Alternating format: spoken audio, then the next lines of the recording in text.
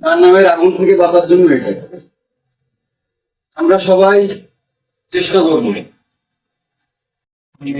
হিন্দু হোক, বৌদ্ধ, খ্রিস্টান, অমুসলিম, যাই হোক না কেন, সবার কাছে অনুরোধ, মানে কোরআন পড়তে তো কোনো অসুবিধা নেই, আপনারা একটু বাংলা অনুবাদটা করবেন, ঠিক আছে?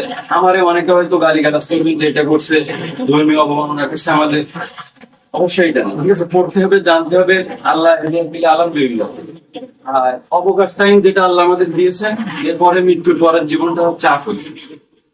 এখানে সুখ শান্তি এবং পরকালে ভালোর জন্য অবশ্যই আমাদের ইসলামের ছায়াতলে আসাটাই হচ্ছে বুদ্ধিমানের কাজ হবে। তো সকলের এদের এদের কামনা করি এবং সুস্থতা কামনা করি।